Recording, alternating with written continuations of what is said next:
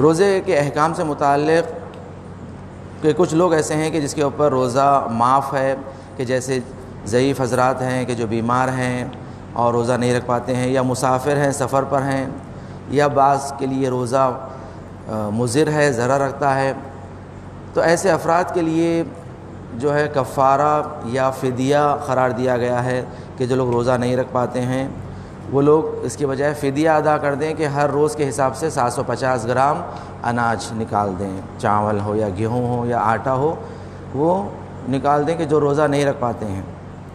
جو دائمی اعتبار سے بیماری ان کی طولانی ہے۔ جو مختصر اگر بیمار اگر ہے کہ جو یہ مختصر سی علالت جو ہے بعد میں دور ہو جائے گی اور ماہ مبارک رمضان کے بعد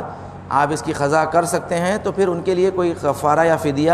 نہیں ہے، ان کے لیے سال بھر کا ٹائم ہے کہ وہ اس کی قضا انجام دے دیں، اس روزے کی قضا انجام دے دیں۔ مسافر ہے، سفر پر ہے،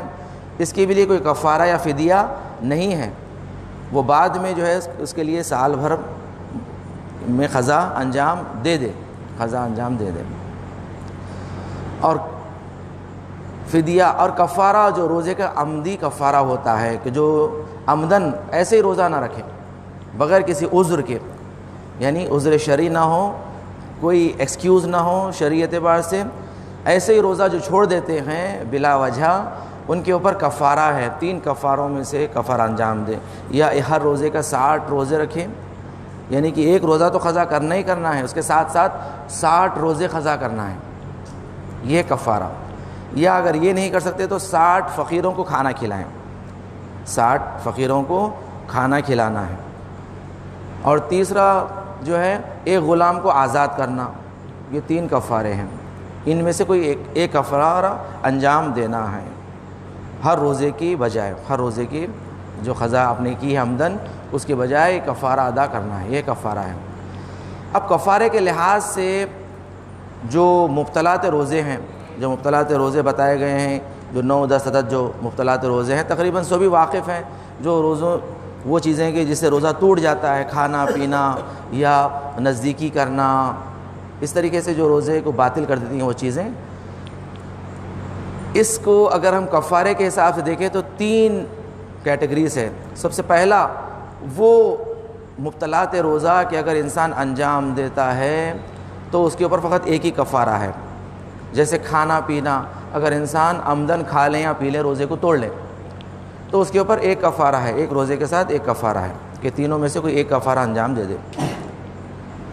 بعض ایسے مبطلات روزہ ہے کہ اگر انسان اس کو کرتا ہے، مبتلا ہوتا ہے اس مبطلات روزے میں، اس پر تینوں کفارے لازم ہو جاتے ہیں، تینوں کفارے۔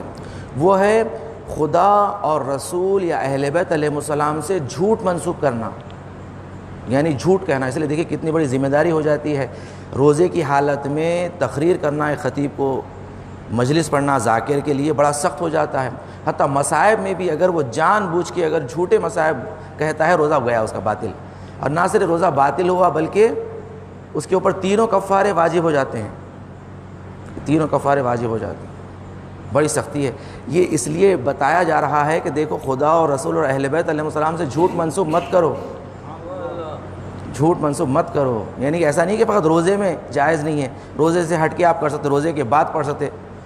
ایسا نہیں ہے، بلکہ آپ کو ٹرین کیا جا رہا ہے کہ دیکھیں روزے میں جیسا حرام ہے ویسے ہی روزے کے بعد بھی یہ چیزیں حرام ہیں،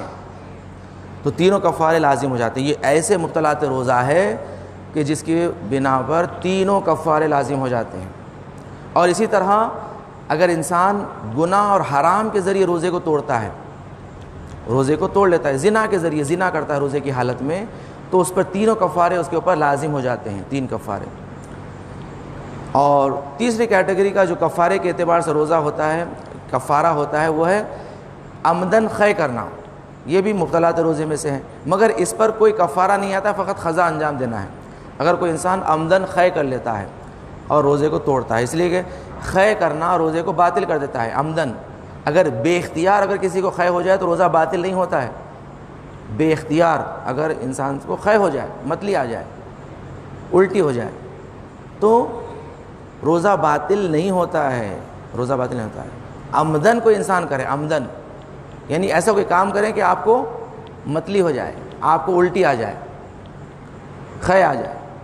عمدن تو پھر روزہ باطل ہو جاتا ہے۔ ہاں اس پر کوئی کفارہ نہیں ہے، اس پر کوئی کفارہ نہیں ہے، فقط آپ کو جو ایک روزہ قضا کرنا ہے بعد میں، ماہ مبارک رمضان کے بعد ایک روزہ قضا کرنا ہے۔ تو اس اعتبار سے یہ 3 قسم ہو جاتی ہیں کفارے کے اعتبار سے۔